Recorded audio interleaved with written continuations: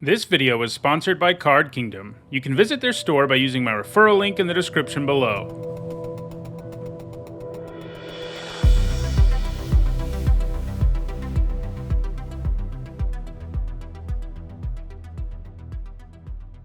Hi everyone, I'm Nizzanotes, and today is Saturday, and that means it's time for Nizzanotes, my weekly vlog series about limited magic. This week we're doing a bit of a companion piece to last week's video. Last week we looked at 10 cards in the format that you should not be playing because they aren't good. And I talked about these cards, what makes them bad, and also showed you some data from 17 lands to back up the fact that they aren't good. This week, we're doing kind of this similar thing, hence companion piece. We're going to be looking at 10 cards you should be playing more. Once again, these are cards that are my picks for this, cards that I've seen people not playing, cards I've seen late in booster packs, cards I've heard people underrate in comments or in Twitch chat or whatever. And I'm also going to show you data from 17 lands that sort of backs up the fact that these should be getting played even more than they are.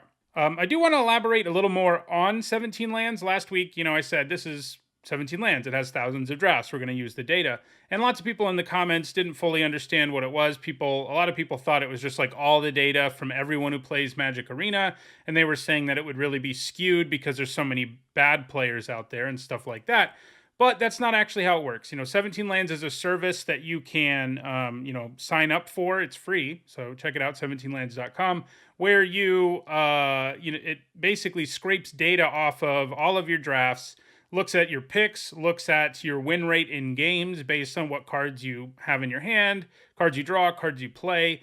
And so it's actually the case that people who do this, who go to this trouble, are people who are spike gear players, people who want to get better based and, use this data to help them. And then you have, tens of thousands, maybe hundreds of thousands of people who are doing this. And so we get this large body of data, but it's actually from players who are better than average. The average win rate in general, is 50%. 50% is the win rate and the loss rate. It has to be, right? Magic's a zero-sum game. And the average win rate for a player on 17 lands is like 55%. So, it bears out that these players are actually better. So the data I'm sharing with you isn't skewed or anything by bad players. If anything, it's skewed by better players. So, yeah, check out 17 Lands if you want to know more. I'll tell you, what data we're going to use in particular in this video when we get there. So, for now, let's jump into our list, looking at 10 cards from Dominaria United that you should be playing more in Limited. All right, so before we actually jump into that list, I did want to sort of have a baseline so you can understand how these cards are faring in comparison to others. In particular, I want to show you what 17 Land says about Lightning Strike. So Lightning Strike is a very good common. I think we can all agree. That's why I'm using it as sort of a baseline.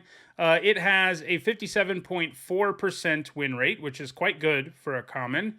And on average, it's taken as the 2.78th pick, or, basically third pick, and even averaging a little ahead of being third pick on average.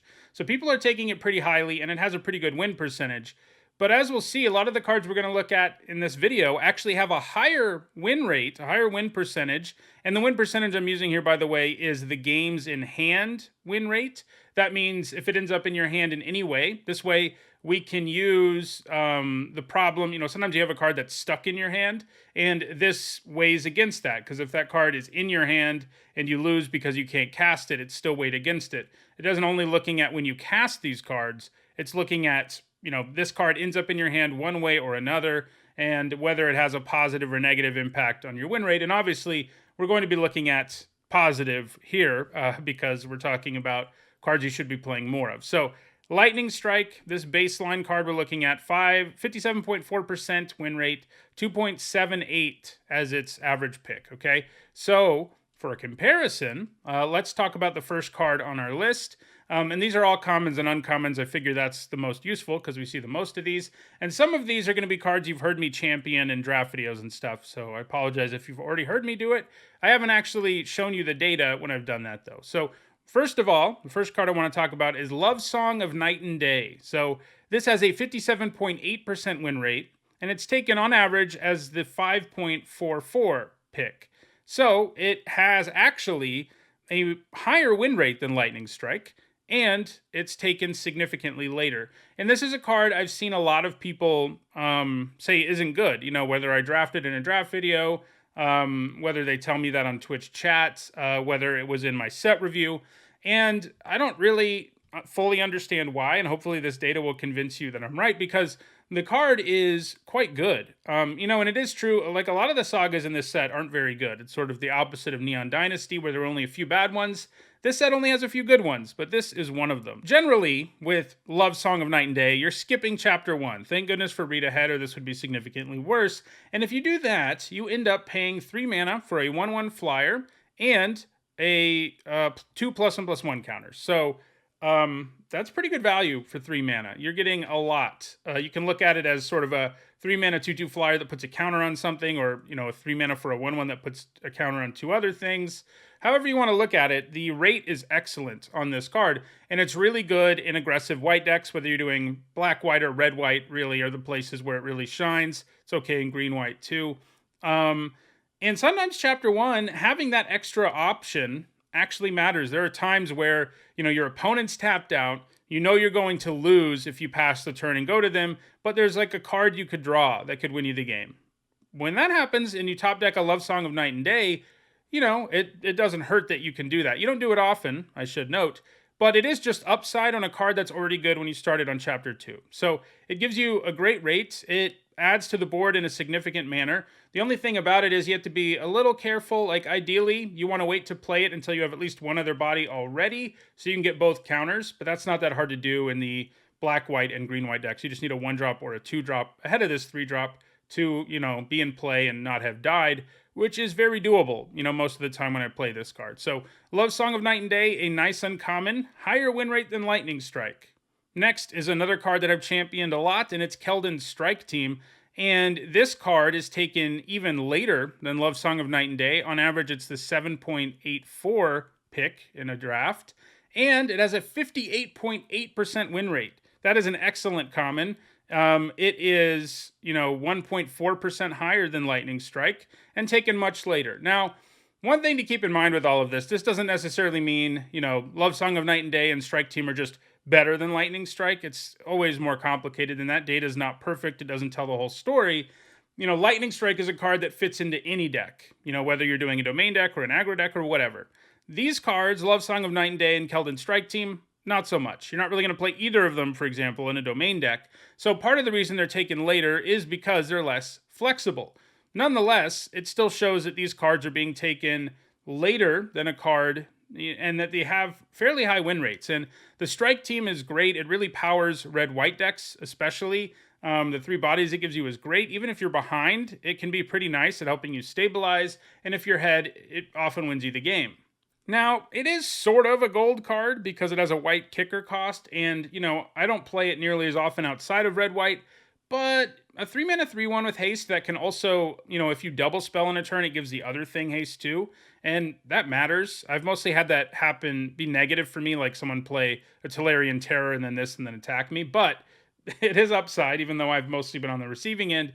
And if you have like 2 lands that produce white and you're an aggressive red deck of some kind, it's not the worst thing to play. So it's, you know, relatively flexible within red, but again, not a card that anyone's going to play in a deck like Domain. So I'm not necessarily saying, you know, to elaborate further, that you take these over Lightning Strike, because Lightning Strike has many more homes and has a comparable win rate. I'm just saying these cards are probably better than you think they are, and you should probably be playing them more. Next up is Protect the Negotiators. Now, this is a card that I knew was overperforming, but not until I looked at the data did I realize it was overperforming by as much as it is. So the data here helped educate me. So this has a 60.3% win rate, which is quite impressive, even for an uncommon, but it's taken as the 7.13 pick on average. So yeah, counterspells in this format are better than they've been in a lot of formats lately. There's a lot of reasons for this. Part of it is that players frequently, especially if you're the domain deck, you don't really have 2 drops in your deck anyway. And so, on turn 3, when you play your third tap land, you can leave up Essence Scatter. Spells are also highly incentivized in the format. And I know we're talking about Protect the Negotiators here, so I guess I should have said that, not Essence Scatter, but you get my point. You can play counter spells more effectively in this format than normal. And Protect the Negotiators is, especially, it's sort of a gold card too, where it's like, hey, play me in a blue-white deck. And that's a deck that can go wide, and it's a deck that likes spells. So the card is perfect, even adds to the board when you kick it. And it counters a lot of stuff. I mean, if you're the blue-white player and you're playing against a lot of other decks, especially Domain, they often try to like tap out and play some powerful thing, on turn 4 or 5 eventually, maybe a Codex or something. And when they do that, if you can just counter that, the game's pretty much over for them, especially because you're already ahead on board. And that's part of what makes counter magic so powerful for either kind of deck. It's useful in either deck. This particular one obviously needs a more creature-heavy deck than a Domain one does. But nonetheless, pretty high win rate. It is powerful. Countering things is better than normal in this set, as are spells. And going wide has extra incentives too, so it's just a perfect storm for this card. Next up, let's talk about Phyrexian Espionage. This has a 58.7% win rate, and it is an 8.04 pick on average. So, again, every card we talked about so far, higher win rate than Lightning Strike when it's in your hand, in a game. The Espionage, is just divination on its base form. But again, sort of like with counter magic, divination and 3-mana cards that draw you cards are way better in this format than they've been, especially lately in Limited. This is partly because one of like the big win conditions for Domain decks is often just drawing more cards in the opponent, using all their mana to draw more cards. And the Espionage is just one of many cards that can do that. Again, spells are incentivized, so it's even good in decks like blue-black and blue-red. And you don't even really need to kick this consistently for it to be worth it. Unlike, Keldon Strike Team, you kind of do. The Espionage, not so much. It's technically gold, but you can easily splash a couple of duels to pay for its black cost and be perfectly happy with that. When you do pay for that black cost, you get a 3-for-1, which is obviously quite powerful. Getting ahead in cards in this format, because it tends to be a grindier one, is often better. Obviously, casting this in turn 3 against an aggro deck feels miserable, but that's not generally how it's used. Usually, if you're a Domain deck, you're killing things early, trying to slow the opponent down, maybe trading with things. And then once you sort of stabilize, that's when you play the Espionage and get way ahead of your opponent on cards. Next, let's look at Benalish Sleeper. So this is a 2-mana 3/1 with this kicker upside to Edict things. This is another card that really, because of this format, is better than it would be in many formats. We've seen like 3-mana 3/1s that make both players sacrifice a creature. They're always all right, but they're nothing special. This does have the upside of just being a 2-mana 3/1 when you want one, and you do often want one in aggro decks. But kicking this is just more powerful than it would be in most formats. And it's again because if you're facing off against a slower Domain deck, they often don't play any creatures or just trade away creatures in the early game, and then they play like a Territorial Morrow or some other big scary threat, but it's their only creature. And suddenly you can just play this thing, the Edict really hurts your opponent, and you just crack in for even more damage with your aggro deck. And that happens all the time in this format. I'm sure, if you've played the format enough, you've done this to people and you've been on the receiving end of it, and it is very powerful when it works out. And the Sleeper really has overperformed because Domain decks just don't play that many creatures. They don't have that many creatures in play very often. And so an Edict effect is just better than it usually would be. It also doesn't hurt that it synergizes well with the black-white deck in general, which has all these extra tokens and stuff.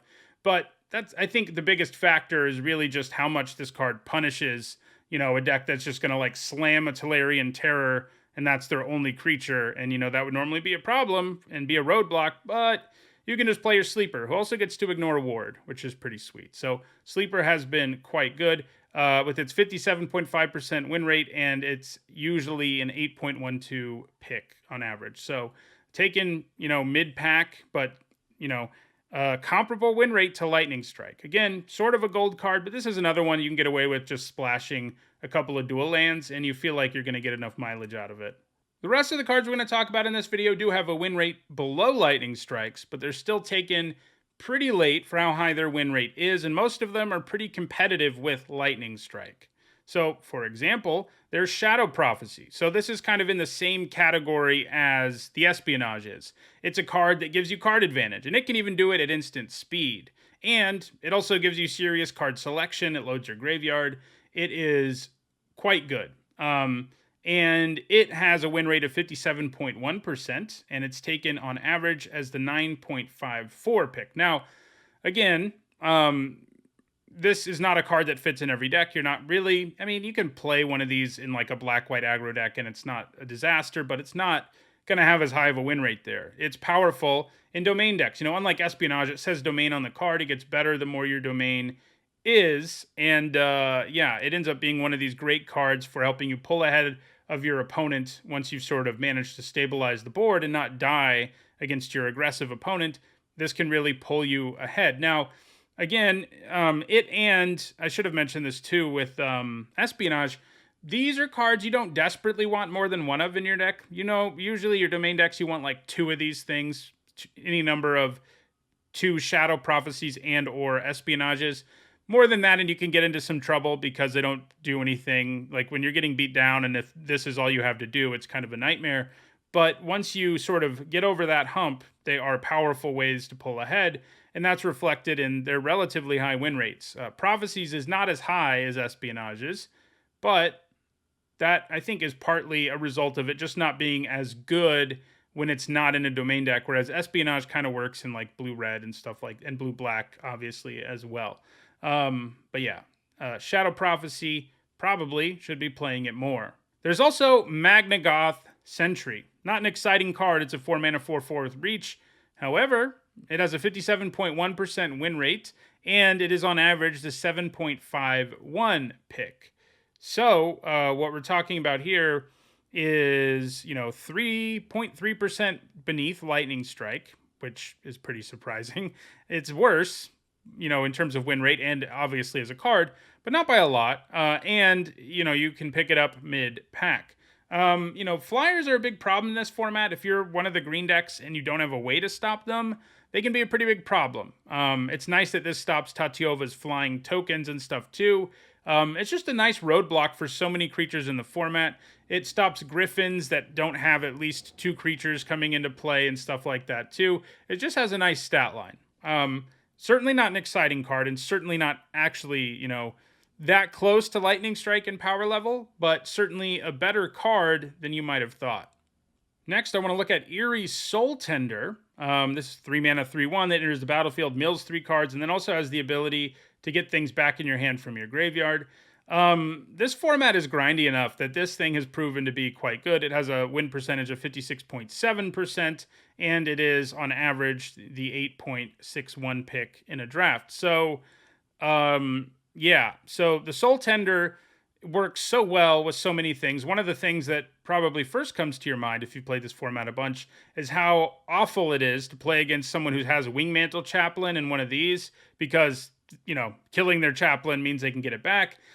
And that's kind of a nightmare in general if you're playing against a Chaplain deck that has black in it, and many of them do, just because they have a bunch of ways to bring it back. But this is one of them, and it is a big problem. But even beyond that, it enables, you know, a lot of the cards in the format, like Tolarian Terror, just by milling stuff, and just can get back your powerful bombs. And attacking as a 3/1 isn't irrelevant either. I mean, it can do some significant damage against a slower domain deck. You know, and it works better, of course, in slower decks itself, but it's not even terrible in aggro decks where you can get back things later. It just turns out you have the time, a lot of the time, to pay this 5 mana and get a thing back from your graveyard, and it often feels pretty sweet when you do.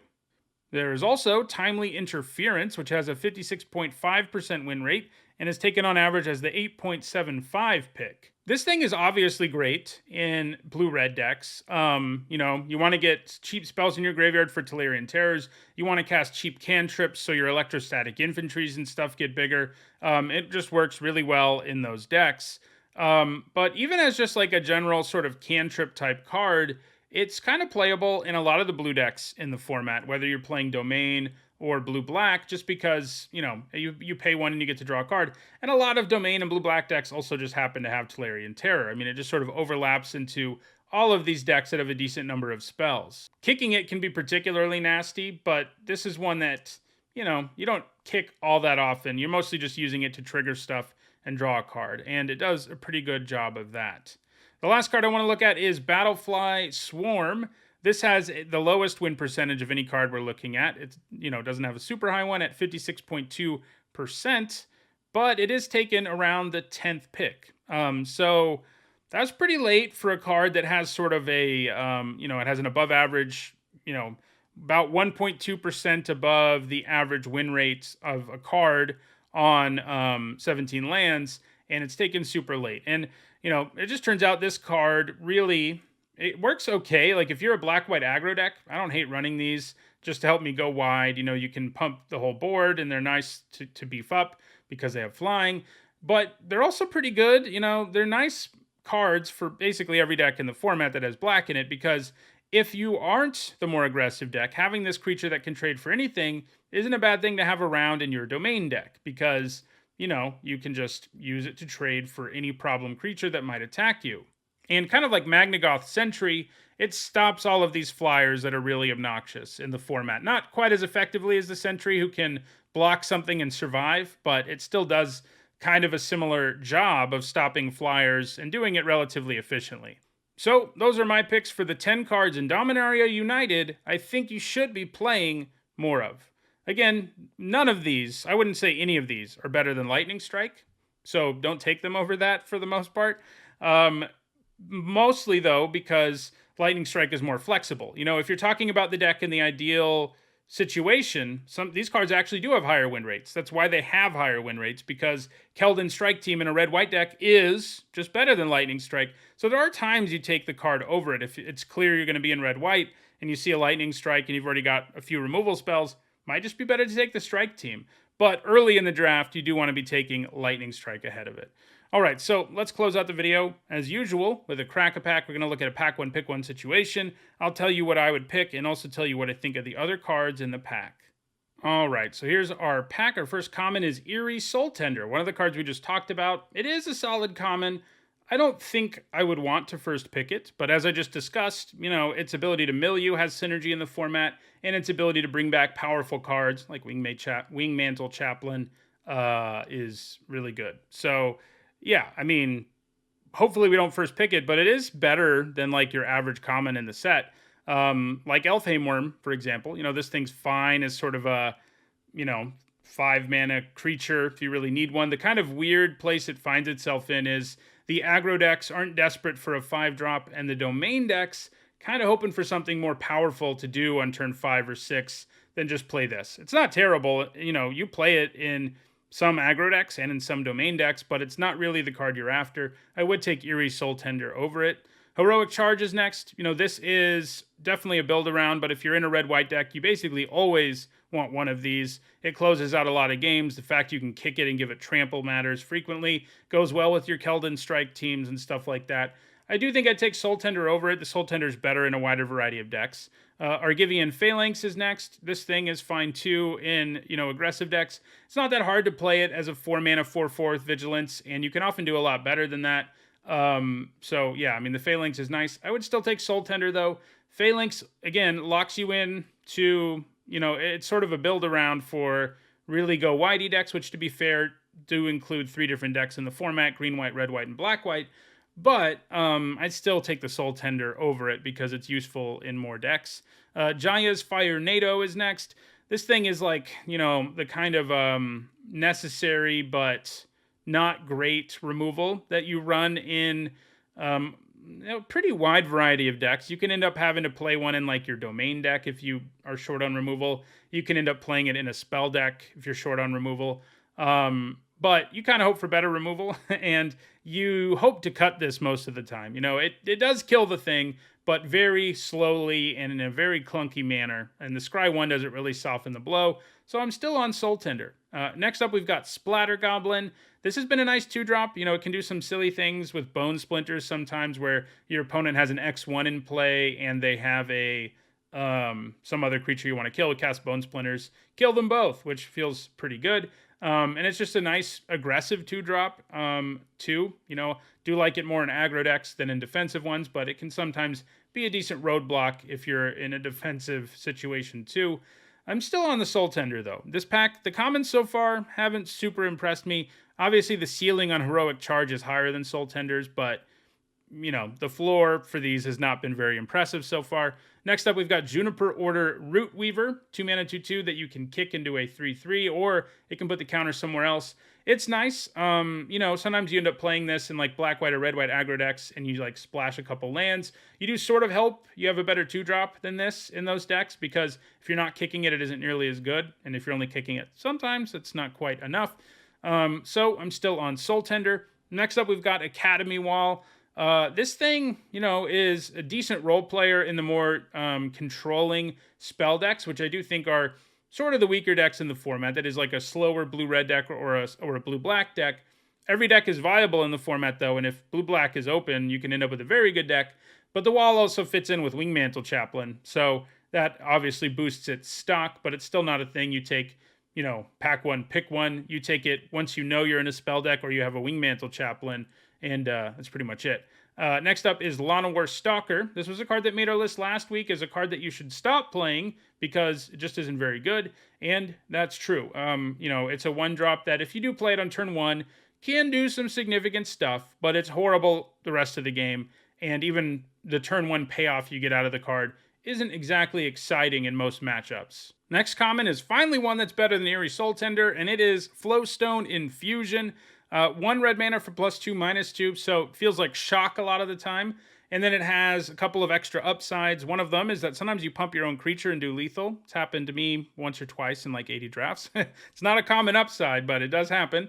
And the other more important upside is that it's a cheap spell. So it triggers all the things that care about spells very cheaply while also impacting the opponent's board.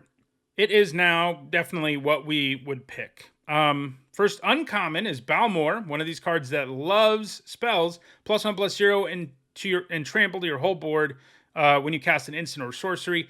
I do think I would take this over Infusion. You know, taking a Signpost uncommon with the first pick in this format isn't always awesome. There's only, you know, a few of them that I think I would really feel excited to do that with. Wrath Capuchin is one of them. Balmor is one of them. And the reason, you know, being a Signpost uncommon sort of decreases the likelihood that you're going to be able to play the card that you take with this pick. But Balmor is so powerful and so easy to abuse in this format that I do think you take it over something like the Infusion, which is, you know, the lower range of premium removal, but not anything like amazing. And Balmor is significantly better, so it's worth the risk. So I would take Balmor over Infusion. Next up, we got Cult Conscript, another very good uncommon. This is great for aggressive decks. You play it on turn 1 and your domain opponent immediately starts sweating because if they don't have removal for it, they're going to take a bunch before they're ever able to do something about it. And even if they do deal with it, it can come back. It's also not terrible in more defensive decks, but certainly better in an aggro deck. I do think you take Balmor over the Conscript, but it's close. And maybe it's close enough that I should just take the monocolored card. There are, you know, you can do some silly combos with the Conscript too that include stuff like sacking it to your the Phyrexian horse, you know, that can sacrifice things. And as long as you've sacked something else, you can bring it back, sack it again when you have the mana. You can do Bone Splinters nonsense with it. There's a lot of little combos in this set that are pretty sweet. In addition to the fact that you can just be like, okay, I attack you with my 2/1 Conscript and some other 2/2 non-skeleton creature. The best you can do is block one of them, and you can't really block both because I'll just get the Conscript back. So that, you know, it's a powerful card. Balmor probably more powerful, but Cult Conscript is monocolored. And then our last uncommon is Braid's Frightful Return. This has been solid for, you know, especially domain decks, basically. You can use it to get back a powerful creature. Chapter 1 is something you skip most of the time. It's just not very powerful. But Chapter 2 and 3 both do some pretty real stuff for you, and it's fine, but I would take Infusion over it, so that's a common that I would take over it. I don't think I'd take any other commons in this pack over it. There are several. This was just a weak pack in terms of commons, but it is solid. So I think I'm still on Balmor, and our rare is Llanowar Loam Speaker. So yeah, I think we end up taking the rare here, but I think it's probably still a little less powerful than Balmor, but the ability to tap for mana and ramp you is really good. And then the other ability, it doesn't come up all the time, but sometimes it does. Sometimes, throwing an extra 3/3 at your opponent really matters. It is funny to combine with Tatyova, who gives all your lands flying, and that does include this one. That's kind of a funny time. But yeah, the ability to fix and ramp you is good. It's funny in this format, the fact that it doesn't improve your domain is kind of a bummer because you care about that, but it does still fix for you, makes it easier for you to pay off-color kicker costs, it ramps you, and at worst, it can throw a 3/3 at your opponent every turn if you don't need the mana. But like I said, I think in a vacuum, Balmor is still better, just because there's so much power in spells in this format and so many other spell payoffs. But Loam Speaker is monocolored and only a little less powerful, I think. So I think that's what I pick in the end. All right, so that does it for this edition of Nizzanotes. We are sort of nearing the end of this format. It is a fun enough format and a complicated enough one that there's probably still plenty more to talk about as we get closer to Brothers War. But, I think there's only 2 or 3 more weekends before I'll sort of do my early look at Brothers War's mechanics and stuff. So, it's really not that far around the corner at this point. Not for sure what we'll be doing next week. I may do a Dominaria United related topic, or I might tackle a more general limited topic as we move away from this format. We'll see. Thanks for watching. If you enjoyed the video, please like it and share it. And I'll see you all in the next video.